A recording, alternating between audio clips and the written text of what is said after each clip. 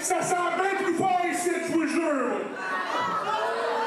Il a manqué de savon dans ce coin-ci, hein? Surtout toi en haut, là. Sur le bord de la clôture, là. Oh! Une chance que t'es en haut. Puis pour le reste, là, formez-vous quand je parle. Puis toi, H, là. Va dans ton jardin, là, il a bon une main. C'est pas gentil, ça. Puis, les deux clowns, préparez-vous parce que ça va faire mal. Rebelle qui nomme Ash the One un gnome de jardin. Ça n'a pas sa place nulle part. On voit que leur nom d'équipe tient leur parole. Rebelle tient à montrer qu'il peut détruire. Et il faut absolument pas que Brad ni Jérémy se fassent écraser par ni l'un ni l'autre de la connexion massive. Et Rebelle, vraiment incroyablement grand, 400 livres, c'est tout un monsieur, ça. Oh, on peut appeler ça un monstre. Et Brad qui est en train de taquiner Rebelle. Bulldozer, le plus rapide des deux de la connexion massive. Et Brad est aussi agile et rapide. Brad tellement rapide. Je pense qu'on a le droit à deux équipes à la même style d'histoire que le géant et David. David et Goliath. Et Brad qui veut démontrer sa popularité ici à Mortagne. Oh! Maintenant au tour de Bulldozer. Oh! Pas! Et on voit Brad dans l'arrière-plan qui dit aux élèves... Fait de l'influence aux élèves. Oh, et Brad, ben là, c'est... Et on voit bien les élèves au deuxième plancher acclament Brad. Et maintenant, Bulldozer essaie ce coin-là. Aussi populaire dans ce coin-là. Et ce qui est important dans la lutte, c'est que quand on se fait huer, c'est soit que ça nous démotive, soit que ça nous déstabilise, ou que ça nous motive. Alors, dépendant de quelle sorte d'individu on est, c'est important d'avoir les acclamations de la foule, de nous encourager. La lutte, c'est toute de l'énergie et des émotions. Et maintenant, on voit l'émotion de Rebelle se fâcher. Regardez la frustration sur sa face. Mais c'est surtout l'agilité de Brad. Brad sait qu'il ne peut pas gagner en force, donc il va agir, rapidité, agilité pour conquérir. Et voilà de la haute voltige comme Ryan vient de nous dire. Et un changement à Jérémy Prophet. Black Dynamite maintenant dans ce combat. Et double souplesse verticale.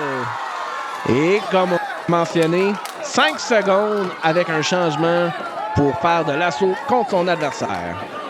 Et Jérémy qui défie Bulldozer, pied dans le ventre, s'en va pour le slam, va-t-il être capable? Oh, et Rebelle qui vient aider son confrère.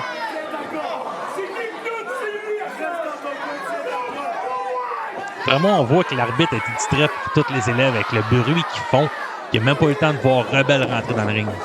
Mais l'arbitre a l'âge de ses élèves, justement. Alors, c'est un peu normal. Et en étant normal, on sait que Bulldozer a la tête forte, mais avec une succession de coups dans les protège-coins. Et ça fait un effet pareil comme ce slam sur lui. Jérémy Prophet, l'homme aux abdos en barre de chocolat et la force de Hercule. Combinaison fatale.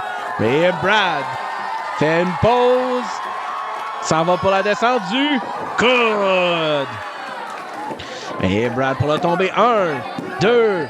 Et Rebelle, encore une fois, casse le tombé.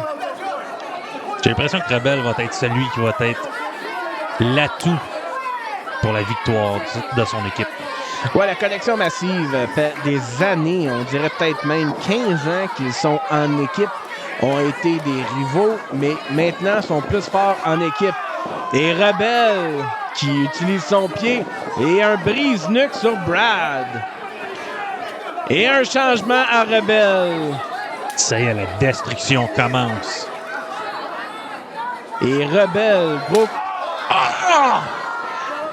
l'atémie dans les abdos de Brad. Oh, il y a une fessée! Rebelle qui est en train de donner de la discipline à Brad Alexis n'est pas quelque chose que j'envisageais aujourd'hui. Et Jérémy, plus rapide que Rebelle, a pu esquiver l'assaut que Rebelle lui réservait. Oh! Il est une fourchette dans les yeux! Illégal! Et Rebelle qui utilise la corde pour aveugler Brad Alexis. T'es-tu déjà fait ça, Ryan? Les yeux d'un corps. Ouais, que quelqu'un prenne la corde pour t'aveugler. Trop souvent. Et il faut dire, c'est pas vraiment des cordes, c'est plutôt des câbles d'élévateur dans les rings. Alors, c'est pas des élastiques. Et ça fait mal, pareil comme Rebelle qui écrase Brad, c'est très douloureux. La lutte, c'est pas faite pour les doux. Et Rebelle qui surveille sa proie. Pareil comme un dinosaure, ne bouge pas vite, mais détruit tout dans son chemin. On voit la différence entre les deux matchs. Le précédent laissait plus de temps à respirer à ses adversaires. On voit que Rebelle laisse pas de temps à Brad pour se relever. C'est ici une équipe beaucoup plus expérimentée. Et Rebelle qui invite Jeremy Prophet dans le ring. L'arbitre est distrait, ce qui permet à la connexion massive de tricher. Et Bulldozer, un coup sur les omoplates. On voit la douleur de Brad Alexis. Je suis pas mal sûr que les personnes au deuxième rangée l'ont entendu le coup. Mais les élèves qui sont si proches vont sentir la vibration que dégagent les coups. Et Rebelle. Oh! Brad qui passe en dessous. Et tag à Jeremy Prophet. Et Prophet est prêt. Prophet, un homme de feu.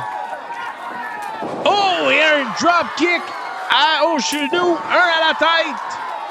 Un drop kick aussi connu comme un chassé en français. Le temps que Brad était dans son coin à voir Brad se faire maltraiter, Jérémy a pris le temps d'analyser les faiblesses de leur adversaire. Et Prophet frappe Bulldozer. Et Jeremy Prophet, aussi agile dans la haute voltige. Lui, maître du 450 degrés. Et les deux genoux dans le haut de la poitrine. Et on va raconter 1, 2.